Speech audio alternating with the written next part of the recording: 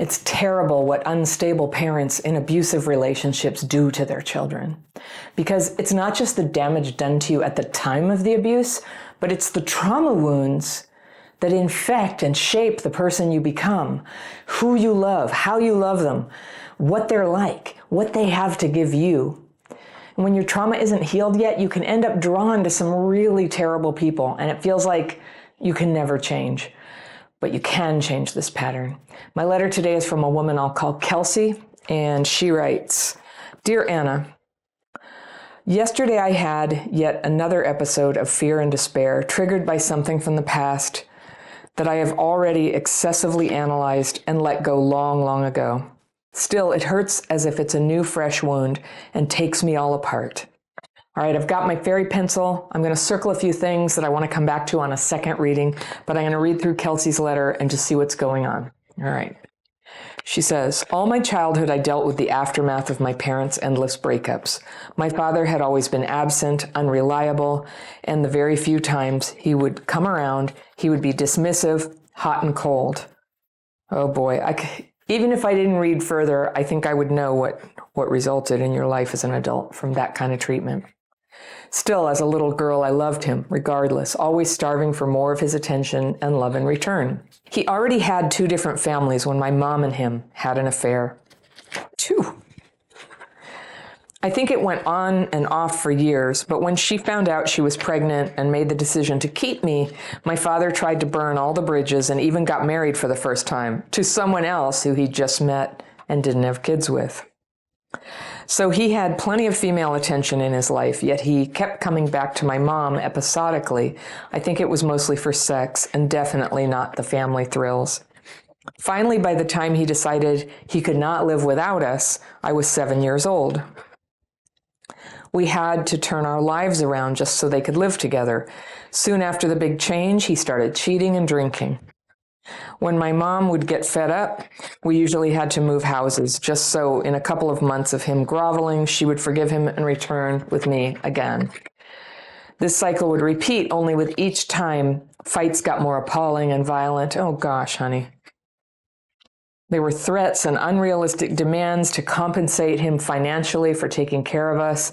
Compensate him? Even though my mom had always worked. We lived in constant fear. My mom could not see how she would make ends meet if she'd sold the house they bought together and gave everything she had to him as he demanded. And just like that, after years of physical, sexual, and financial abuse, they are still growing old together. I speak to my mom almost daily, but stopped talking to my father the year I turned 18. All through my 20s, I suffered from severe depression while trying to make it abroad on my own as I moved far away from my messed up family life quite early and without support. I'm in my late 20s now and have a very hard time trusting people, especially men. I only had serious feelings twice. One time it was a prolonged limerence. The second, what I thought was true love, which did not survive the age difference, him being younger, and both of our troubled upbringings. To this day, I keep it limited to sexual relationships only. That is not what I want, but since I have a very closed, reserved, and suspicious personality, I can't find someone I would truly like. I do have a male figure in my life, the limerence guy, oh gosh, whose behavior and partly the life-family situation resembles my father's past. And I cannot seem to get away from it as he keeps returning, and sometimes I give in. Although I never initiate contact anymore, I don't resist or ignore it, hating him and myself for still getting attracted. I struggle from the feelings that I am malfunctioning and unfixable, and that no one would ever want anything serious with me anyway, that I'm inconvenient and unlovable. And it's an emotional agony that leaves me dysregulated, empty, and wishing I was never brought to this world. Nevertheless, I'm trying to work on these feelings and spill out my anguish on paper using your technique, the daily practice, I presume. And she says, please tell me, is there hope? Yeah. And where to look for it, especially in the moments when I become disheartened and believe that I can't attract anything healthy to my life, considering my past. And she says, thank you, from Kelsey. All right, Kelsey, I gotcha. I understand. I do. So you're in a lot of fear and despair. And what I'm hearing is you're ready to be loved. You're ready to get loved properly, but you're still living out a pattern that was shaped by your childhood. And I hear a lot of your kind of trauma-driven thinking kind of driving your beliefs about what's going on. And this is what we do. We can't really see like that you're making some choices here that are, kind of funky choices, and you're not leaving when you should. You know all this. But it's not because you're terrible or defective. It's just because you don't have a structure yet around your relationship life that supports you to step away from the trauma-driven patterns of your past and do a new thing. Clearly, you can attract people, all right? So don't worry about that. So we're dealing with the aftermath of your parents' endless breakups. So yeah, my parents used to do that until I was 7. Get up, get together, break up, get back together, break up. Lots of drama each time, violence. I relate to that. I think that's one reason I chose your letter. But this thing where your dad was dismissive and hot and cold, boy, will that do a number on you. And I think we can't help but kind of imprint on the way our mothers love our dads or the way they love men. And you know what? Your mom was kind of right there with him in this sort of crazy relationship pattern. And she put up with all this cheating and drinking. She went back. She would sort of throw away her whole stability every time for him. And still you have this odd relationship with your mom where you guys are very close and talk every day. But I mean, it must bother you that her partner is this guy who, I don't know. You seem to be able to compartmentalize. And I see this a lot when people have had very hard childhoods, is some sort of one parent becomes the bad guy. And your dad does sound like a real piece of work. But your mom didn't protect you. She didn't keep things stable for you. And I'm really sorry, she may have kept you fed and you got to stay with her at least, and she didn't take off. So, but you loved both of them. You wanted attention and return, and love and attention, of course, like a normal, natural human being. So good. That is good and right. But he already had 2 families when your mom and him had an affair. So, your mom had a picker problem, huh? I have no doubt there's some trauma there. I don't mean to laugh at her. I'm just like, for a kid, he already had 2 families. And then he went on to go find somebody else. As soon as she was pregnant with you, he's off to yet another woman. So he decided to come back to your mom, and that's who he wanted to move in with when you were 7. How interesting. I wonder what that was about. He doesn't sound like a very safe bet for her or for a woman with a kid. I'm just saying. So he, just started ruining the relationship again after that. And they had a high drama, high toxicity, violent relationship right in front of you. I'm so sorry. It's pretty hard to grow up with all that going on and just be okay. I get it. So you were in constant fear. Your mom had to worry about money and this idea that she would have to give him everything as he demanded. I suppose they weren't married. That can happen. If you're not married to somebody and you live with them and they bought the house, then it's still theirs. Okay. Yeah, so many people have been in this situation. At least you're not alone, but it's very hard. I know. So after all of that, they stayed together and you stopped talking to your dad. Okay. You went into a severe depression, which totally makes sense to me. That sounds like a pretty rational response after growing up and that way, and tried to get on your own. You tried to go far away. That makes sense too. That sounds logical. Get away from it all, get on your own. But yeah, of course you were depressed, sweetie pie. That's what we do. You had a lot to process, and you have a very hard time trusting people, which also makes sense, especially men.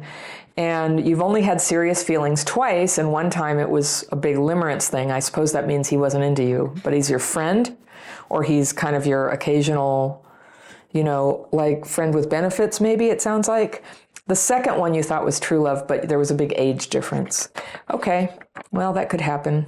I think in our 20s, throughout life, there's some relationships. Sometimes we just have to have several relationships. If traumatized people just landed in an easy relationship in their early 20s, that's rare and lucky. And, I also get letters from people who had that, and then the depression comes later and it's hard to sustain. So, when these bad things happen, there's wounds. There's wounds. Until we start living a lifestyle that supports our continued healing, I don't want to make it sound like, oh, you're out in the sea and then one day you'll be on the island. It's like it's a way of life as we become our full and real selves and become stable and strong inside despite what happened to us. Then things start to get better, and it gets better on a continuum. It gets gradually better. And the thing in terms of relationships is for it to get better enough that you can have a relationship with a person who loves you and doesn't run away, and you don't need to run away. Like, that would be a milestone. Now, they might not end up being your forever relationship, but that would be progress. So let's keep an eye on that. All right. So you said to this day, I keep it limited to sexual relationships only. So I just want to give you a hot tip here. If you do that, it really changes your energy. And healthy people can feel it. It's probably going to preclude healthy people being interested in you. Everybody else out there can argue with me, but I'm just telling you, that's a pretty strong reality out there. Healthy people are looking for somebody who is not all entangled and devaluing themselves and using people. And maybe it's not as bad as that with you, but you sound very unhappy. This sounds like a very unhappy situation. And what you really want is love and stability. So if you want love and stability, you got to stop having relationships that are less than that. Does that make sense? You got to stop filling the time with things that are just no darn good and make you miserable. It's hard to make a decision to be alone, or single, I should say. Single is not alone. There's many people who can be in your life while you're not in a relationship. When you have a lot of people who care about you, who know you, who you can spend the holidays with, who you can call up when you need a ride, that dire feeling of do or die in a relationship starts to come off. I'll tell you about limerence. That you have limerence is a clue. Limerence appears when our lives are joyless. When we're lonely and it's not very fun, we start using that old childhood superpower that we develop to see love where there is no love. And we fall in love with somebody who's just kind of, indifferent, sort of halfway there or 10% there. We're good at that, but it makes us very unhappy. So yeah, he's a male figure in your life. I know, male energy, so nice to have around, right? Somehow I think there's a way that you can be around men without having a crappy relationship with them. To be in a group setting, a group of friends, and have male friends who care about you where neither of you is pining away or lusting after the other one. That could be healthy. Can't seem to get away from the limerent one. He keeps coming back, and sometimes you give in. And I know when you're lonely, it is hard to resist. It's hard to resist. They smell good. They're there. Why not? But that's like our trauma brain thinking for us. And literally, the brain of somebody who had an intense high stress childhood like you did has trouble processing information. It will go very dim over in the information processing and reasoning over here in the left front cortex. It'll get very animated and electrified in the right front cortex, which is your emotions. Like, this is so exciting. It's so nice to have him here. What harm would it do? And reasoning, which would normally be going, yeah, except you know how when you end up spending the night with him, you end up all depressed. That part is just like not there for you. So all you have are the feelings, and there you are. So we have to have workarounds. We support ourselves to make self-caring choices with other people and through careful thinking where we write down what our goals really are. I don't want to sleep with somebody who's just using me from time to time, who makes me depressed the next day. When you know that, when it's on a Post-it on your fridge, maybe not, because that would be sort of embarrassing when people come over. But it needs to be right there for you, even when your reasoning powers are off, so that it can compete with the emotional side of you that just wants somebody to keep you company, So, and one way to do that is to have female friends who understand your goals, who maybe have the same goals for themselves, and you guys are in touch often with each other. Not your mom, but your friends. Your mom, I'm glad you have a relationship with her, but she is not your person for this. She's a terrible role model, I'm sorry to say. And her advice is going to be complicated by the past. So other relationships too, to be your helpers and advisors and supports. By the way, there are 12-step programs for this, and they're very helpful. Adult Children of Alcoholics, Al-Anon, Sex and Love Addicts Anonymous. Those would be 3 I would suggest you check out. and see, because you can make friends there, you can get a sponsor, you can work the steps, it doesn't even cost anything. You put in a couple bucks in the basket every week if you care to, and maybe buy a book. And then you get working with other people who have the same goals to change their lives, and that's so positive. You said, I feel like I'm unfixable and malfunctioning. Yeah, childhood wounds. I can just hear it. And also that you're inconvenient and unlovable. I bet you, I know where you got that feeling kind of planted in your soul. So let's unplant it, all right? The more you can sort of name it and recognize it. I teach this thing called the daily practice, where you can write these fears and resentments on paper and ask for them to be removed and start to really have intentionality and clarity around, these are my negative feelings here, I just want them removed. And then you rest in meditation and get a little healing in your mind. Anybody, if you're interested, the link, it's a free course. The link is always down below in the description section or on my website at crappychildhoodfairy.com. When I talk about it, there's always a number of people who just start like writing lists of things. Don't do that. It's a very specific technique. For it to feel better and helpful, it's got to follow this specific technique. So I encourage you, just take the free class. If you take the class, you'll start getting invitations from me to join me live on Zoom a couple times a month.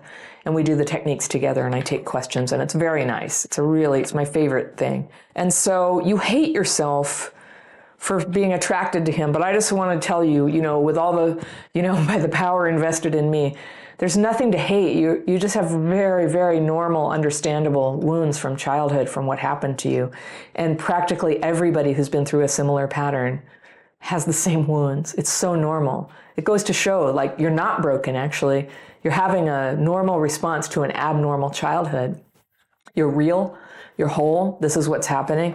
And so now you're an adult, thankfully, and you have the option to start using practical tools to heal your brain, heal your nervous system, heal your emotions, and change your trauma-driven dating pattern so it can start to go better. In some ways, it might surprise you. It's going to go really fast in a positive direction. Some things take longer, and you just hang in there with it. It's worth it. You are worth it. Oh yeah, so you say you spilled my anguish on paper using your technique. I forgot you said that. But you don't just spill your anguish on paper. What we're doing in the technique is we are asking for it to be removed by a higher power. If you really do not think there's anything greater than you out there, then you release it.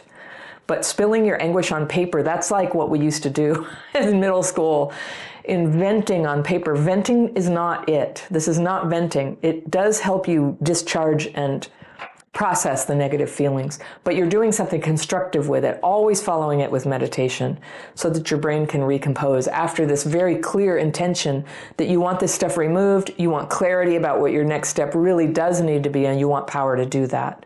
Very different thing than just, making a list of all the stuff that hurts you, which all of us have done in journals and things. Journals are fine if you want to record and remember. This is not that. I always say it's like cutting your toenails. You don't want to remember them or keep them or anything. It's just like you need them gone. And then your shoes don't hurt anymore. It's something like that. So sometimes when I'm talking to somebody who's having the particular pain points that you are, I would suggest you have a look at a PDF or a course about dating. But I really want to encourage you to just heal some of your core trauma for a little while and then move on to healing the dating. The very basic course I teach is called Healing Childhood PTSD, and it's like at the foundation. And it's how to understand how trauma works, how it affects your whole body, how it affects your thinking, the neurology, and then what to do to start shifting that. And it has very little to do with anything you've tried before. In my approach to healing from trauma, I don't focus that much on the story of what happened to you. You've had a chance to talk about that. I focus on the symptoms you're having right now and tuning into those. And can you heal those? Can you start to create circumstances and do the work that helps you free yourself from those symptoms? Then everything can get better. It's a whole different ball game. If you want to check out that course, there's a link to it right there, and I will see you very soon.